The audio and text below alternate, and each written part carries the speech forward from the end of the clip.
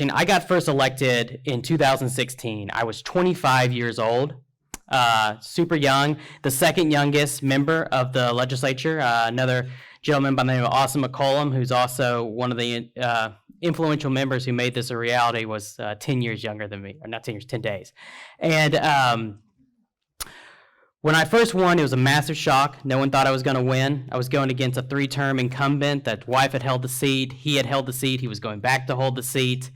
So didn't get a lot of local support, beat him by 18 points. And then the next morning, I got a call from my superintendent who wanted to have breakfast with me. So I love my superintendent. I've got 4 of them. This one in particular, he's a good Republican. He says, I'm with y'all on every issue except school choice. And he's like, and I know there'll be an issue. And I want you to know how I feel about it. And I said, well, let me tell you a story, and this dictates how my view about school choice. When I lived in a small town in South Arkansas called Mena, there was a elementary school that had some problem teachers in it.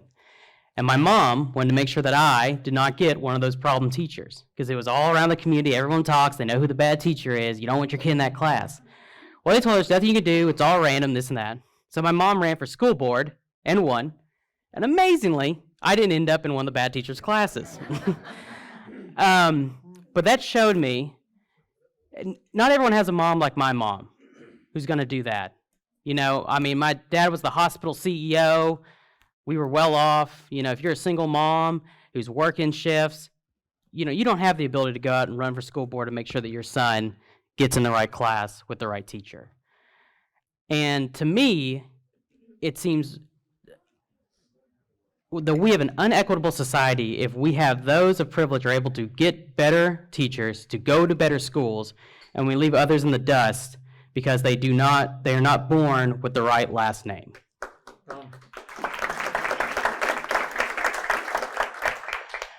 And so what's great is then I eventually, while in the legislature, met my wife. She's fantastic. She went to private school her entire life. She has no idea about public school. So it's very funny when I talk about issues in public school. She's like, I have no clue what you're talking about. So, but anyways, so we have our first session. It's 2017. We tried to get a school choice bill passed, and we couldn't pass it. We had a super majority. First time ever in the history of Arkansas, super majority. Everyone ran on school choice on their mail pieces. Governor said he supported school choice. Couldn't get it done. I was shocked. I couldn't believe that one of our party platforms, a state in which we have one of the wealthiest families in America, the Waltons, who have come out in support of this, who said, we will help pay. We pay for schools in the Delta. We help school choice initiatives all over the country. We help charter schools all over the country. Could not get it done.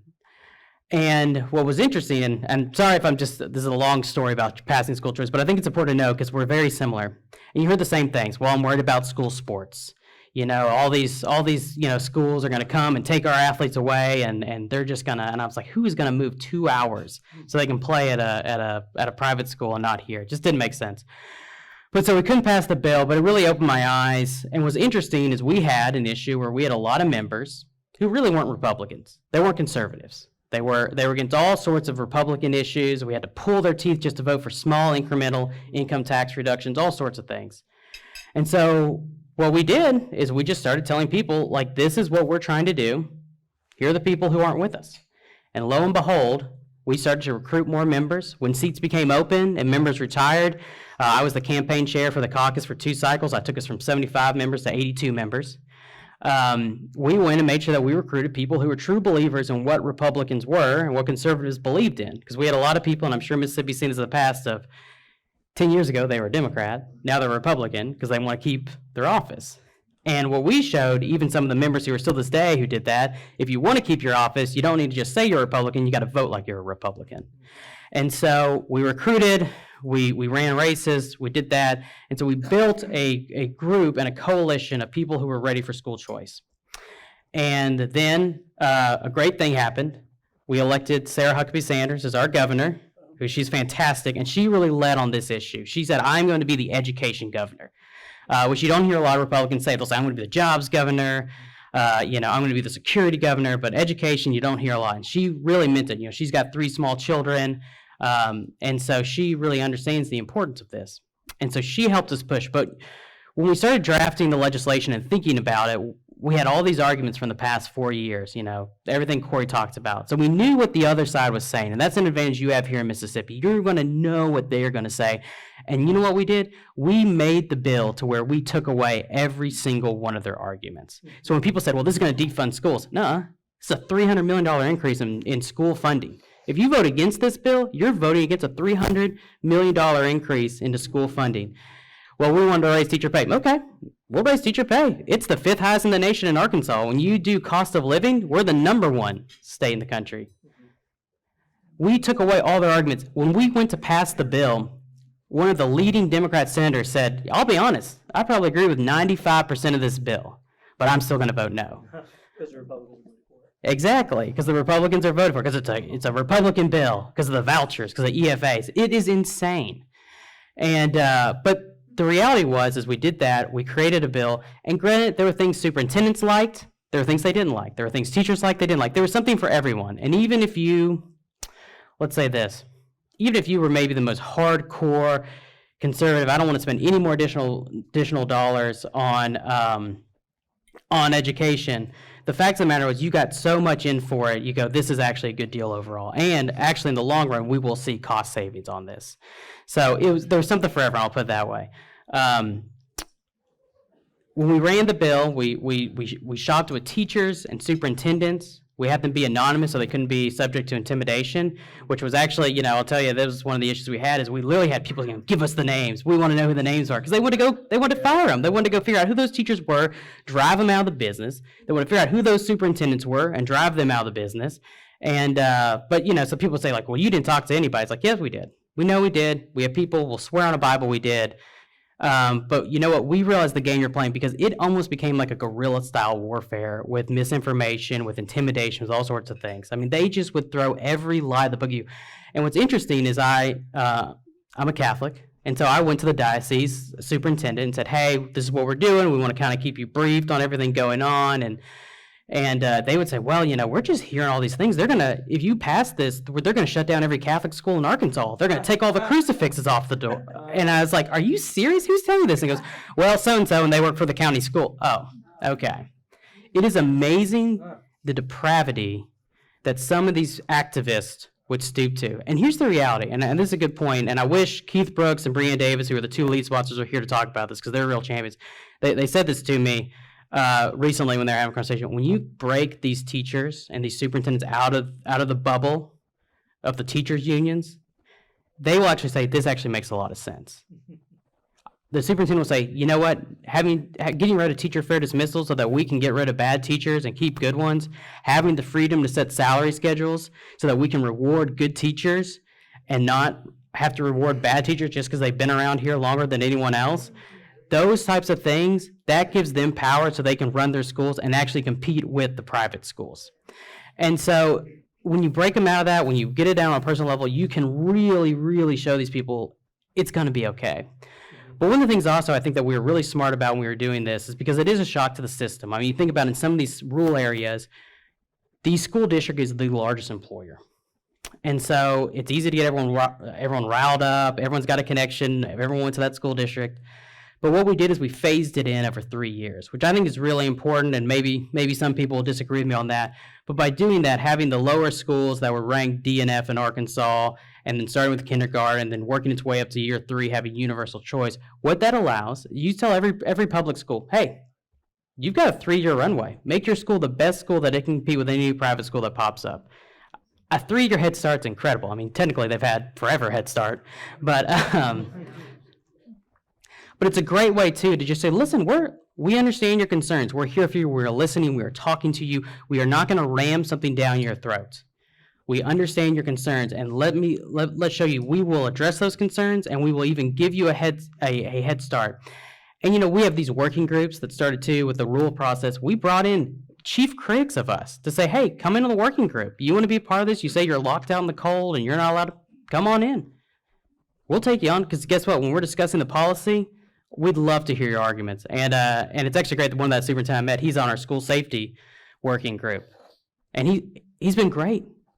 And he understands what's going on, and he thinks this is perfect. And guess what? He is probably helping us create some of the best school safety programs we have in the state, because guess what? We arm our teachers in my district.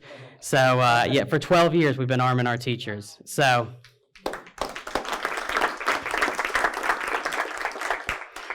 and so I know this feels kind of like a rambling story about how we got it done in Arkansas, but what's important to know is it really was this long, arduous process. They will say, and you'll hear this criticism, they did it in 2 weeks. They filed the bill and then ran it. Well, we could do it in 2 weeks because we spent the last 3 months talking to people. Yep. We would spend 3 months going over, okay, what are the issues? What are the concerns? How do we implement it? What's the legal recourse? Everything that would go through so that we had the answers when those issues came up. And we took the time with legislators, who were concerned, who would say, I'm not an education person. I don't know I don't really understand this. Explain to me. My superintendents are calling me. My teacher's calling me. I'm concerned about this. And just take them line by line. Okay, that's nope.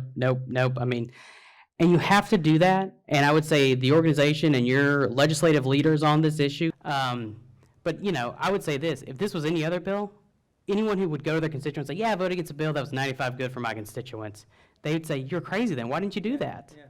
Yeah. So I came here to kind of tell you the process is going to be hard, but what we did is we like I said, you have to keep the information, you have to be out, you have to get people involved, you have to bring as many stakeholders in as you can, and I would say bring enemies to the table to have the discussion. Okay, well, what do you don't like about school choice? What's going on? You don't have to show them the bill, but you can understand their arguments, where their hiccups, and say, okay, we can address that, we can fix that, because the reality is, no one, like Corey said, if no one's trying to destroy public schools. We're trying to give parents an option in what they want to do. I love my public schools in my district. They're great. I'm a sponsorship of all the sporting tickets at 2 of mine. I love it. And they're good schools, and they're going to continue to be good schools. It's like, and this EFA does nothing to affect them. If anything, all it did was increase their ability to pay their teachers and increase certificate to work, which is another good thing that we did about getting the community involved. And let me talk about this real quick. Sorry, I forgot about this, but Keith Brooks, who's the lead house sponsor, wanted me to pitch this to y'all, so I'll just say it. We also have part of this is having and starting programs to make sure that we are creating programs that allow people to do certificates for work. So like, let's say you want to be a welder or a plumber, things like that. We were basically able to work with the industry and say, what do y'all need? And they go, well, Aaron, the average electrician's age in Arkansas is 58 years old. We're going to need more electricians. And so by doing these programs, finding the kids who aren't necessarily interested in going to college and taking on that debt can do these programs and then work with our local businesses to then get in, get work, and immediately start contributing to our economy. And that is a really beneficial thing because that not only ties those industries to the school choice bill, it also shows that this is a benefit for the public schools as well. And that's a great thing too that I remind people about it. It goes, this is a bill that not only help private schools, but help public schools in a big way. Public schools are not the enemy here. It's the activist unions that are the enemy. And they will do everything they can to make sure that we are not, that they're not, sorry, I lost my train of thought. They'll do everything they can to make sure that status quo remains so they can remain in power. I'll tell you this too.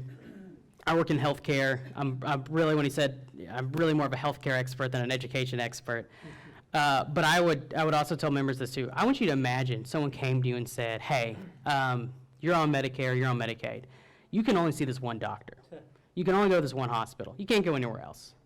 So it doesn't matter the best cancer doctors in the town over. You can't go there, even though you got cancer. We would have riots in the streets if we did that. But guess what? We don't do that. We allow choice. We allow religious institutions to come in and have medical facilities and all sorts of things. And if we apply that same logic to education, then you logically end up at school choice. And so really when people say, well, I don't like public dollars going to private institutions, guess what? It already does. The reality is we are free market people who believe that people should have a choice, and it should be the same with education as it is with healthcare. And so if anyone who says that, well, I don't want private dollars or public dollars going to private institutions, go, well, are you willing to pass a bill to make Medicaid only go to one provider in your community? Pell Grants, everything. Are you willing to do that? Well, oh God, no, that'd be terrible. They'd throw me out of office. Well, we're doing that right now with education. And guess what? The people who are suffering for it are your children. And guess what? Children are some of the few people who actually don't have lobbyists, and it's time for us to stand up for the children and to make sure that they have a brighter future. So, thank you.